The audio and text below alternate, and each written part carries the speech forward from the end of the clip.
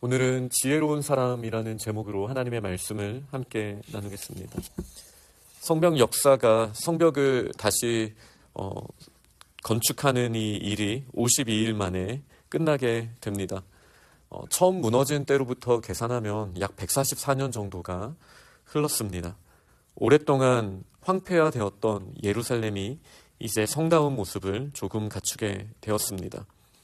그리고 16절은 이렇게 말합니다. 우리의 모든 대적과 주위에 있는 이방 족속들이 이를 듣고 크게 두려워하고 낙담하였다. 그리고 그 이유는 하나님께서 이 역사를 이루신 것을 알았기 때문이다 라고 이야기를 합니다. 이 52일 동안 또 그 전에도 얼마나 많은 대적들의 공격이 있었습니까? 쉽지 않은 일들을 그들이 감당해 왔습니다. 여러 가지 생각이 들었을 것입니다. 건축을 멈추고 차라리 대적부터 없애자부터 다양한 이게 지금 때가 아니다. 이 정도 이야기가 들리면 우리가 멈추는 게 맞다.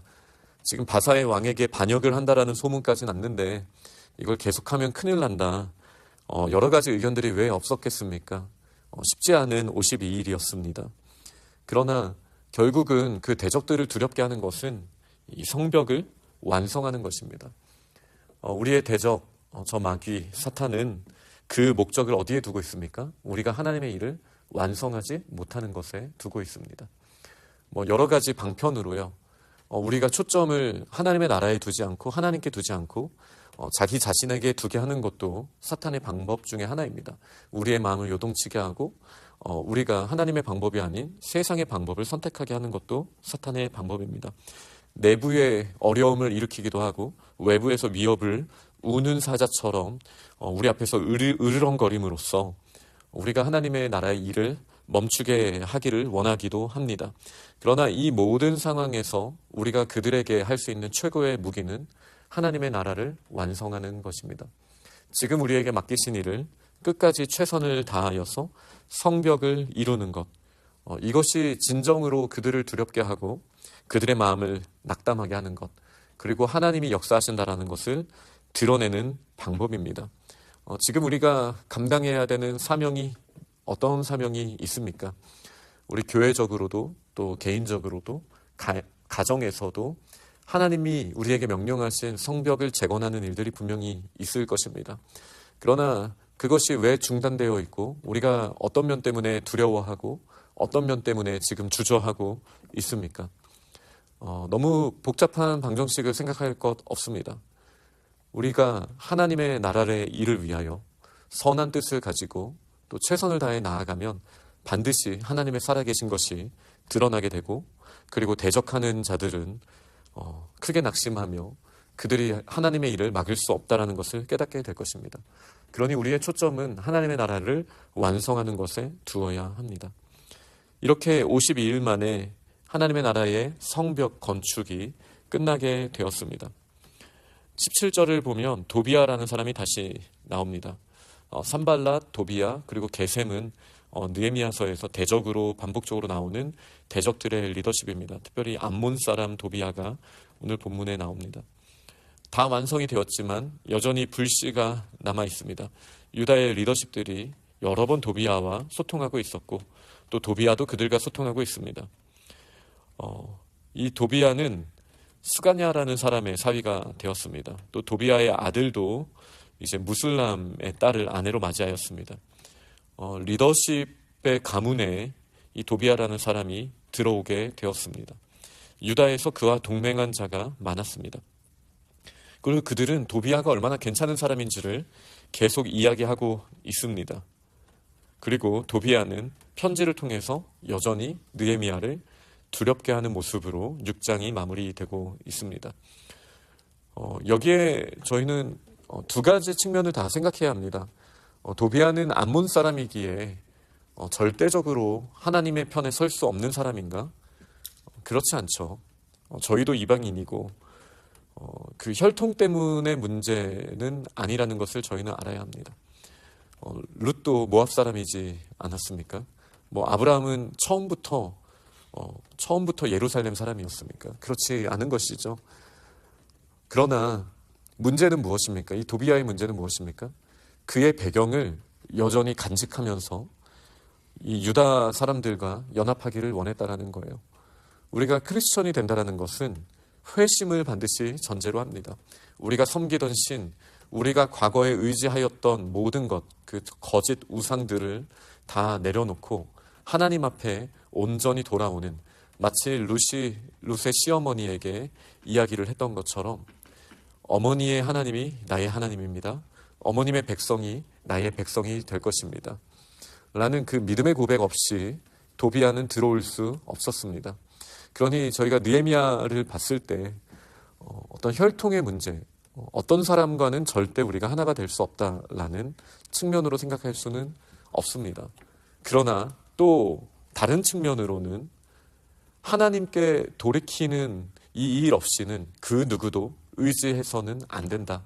과거의 나든 현재의 나를 포함해서도 아무리 뛰어난 사람이고 우리에게 힘을 준다 할지라도 하나님을 의지하지 않는 사람을 의지하는 것은 위험한 일이다라는 메시지를 저희는 반드시 기억해야 할 것입니다. 그리고 이제 성벽을 건축했기 때문에 문짝을 달고 이 혼돈이 정돈이 된 다음에 이제 공허한 것이 채워지게 됩니다. 그럼 성벽이 채워진다는 것은 무엇입니까? 문지기가 세워지는 것이죠. 그리고 노래하는 자들이 세워지게 됩니다. 그리고 인프라적으로는 이렇게 구축이 되었지만 실제로 이 예루살렘이라는 행정구역을 다스리는 자들도 세워야 합니다. 그래서 느헤미야의 아우 하나니와 그리고 하나냐라는 관원을 이제 예루살렘을 다스리게 하는 것으로 세우는 것으로 성벽이 그냥 겉으로만 보여지는 것뿐만 아니라 어떤 조직이나 어떤 사람으로서도 실제로 성벽이 지키는 역할을 하게 되는 것, 또 시스템으로도 주민들이 각자 자기가 지키는 곳에서 파수하게 하였고 집 맞은편을 지키게 하는 이런 시스템도 갖추고요. 그리고 빗장을 지르고 문을 닫는 일, 예루살렘 성문을 해가 높이 뜨기 전에는 열어놓지 말 것까지도 이렇게 구체적인 시스템을 세움으로써 이제 52일에 성벽 건축이 완성되게 됩니다. 저는 이 하나냐에 대해 표현한 표현을 함께 나누고 오늘 말씀을 마무리하려고 합니다. 하나냐라는 사람은 어떻게 말했습니까? 충성스러운 사람, 하나님을 경외함이 무리 중에서 뛰어난 사람. 사실 이 두 가지 표현은 너무나 중요한 열매입니다. 우리 자신을, 다른 사람을 볼 것이 아니라 우리 자신을 돌아볼 때 이 열매를 통해서 우리는 하나님께 깊이 뿌리 내리고 있는가 아닌가를 늘 살펴봐야 합니다.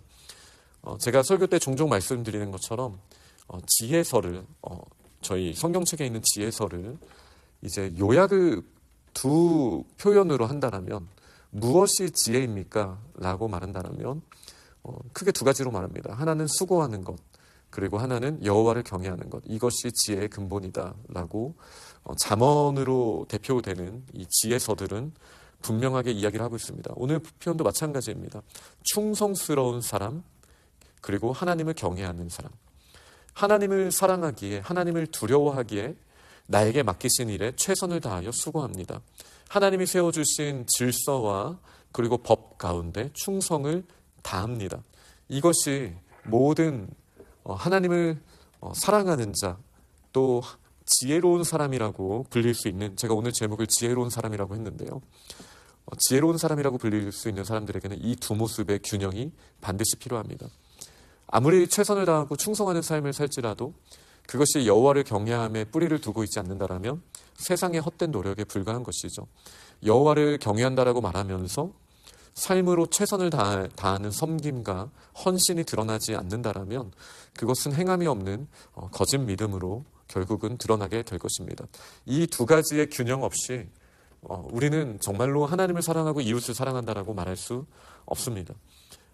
지금 성벽을 세우고 그 성벽을 지키는 것을 맡는 사람, 이 예루살렘을 다스리는 사람을 세우실 때 하나님이 요구하시는 이 두 가지 조건은 지금도 하나님의 나라의 성벽이 되기를 원하시는 우리 믿음의 사람들에게 동일하게 요구하신다는 사실을 저희는 꼭 기억해야 됩니다. 나는 정말 어떤 일을 할 때 여호와를 경외하는 것을 뿌리에 두고 그 일을 감당하고 있는가 돌아봐야죠. 저희가 살펴봐야죠. 스스로 나의 원동력이 하나님의 사랑으로부터 나의 헌신이 지금 일어나고 있는가? 언제나 저희는 돌아봐야 합니다. 그러면서도 하나님을 사랑하기에 제가 최선을 다하여 섬기겠습니다. 하나님이 맡기신 일들 최선을 다하여 충성되이 감당하겠습니다. 이렇게 말하는 것이 저희들에게 필요합니다. 그럴 때 이제 주께서 돌아오실 때 이렇게 말씀하시지 않겠습니까? 잘하였도다 착하고 충성된 종아, 네가 작은 일에 충성하였으니 내가 많은 것으로 너에게 맡기겠다. 이것이 하나님의 나라의 질서죠. 이제 성벽이 완성되고 여전히 불씨는 보여지지만 그렇기에 저희가 더 깨어서 지켜나가야 하는 부분을 깨닫고 우리는 여호와를 경외하면서 또 최선을 다하면서 하나님의 나라를 이루어가는 일을 감당해야 합니다. 오늘 저희에게 맡기신 이 사명을 기억할 때 무엇보다 하나님을 향한 사랑으로 또 우리에게 최선을 다하기를 기대하시는 하나님의 그 눈빛을 기억하면서 오늘도 믿음으로 승리하는 우리들이 다 될 수 있기를 간절히 축원합니다. 아멘.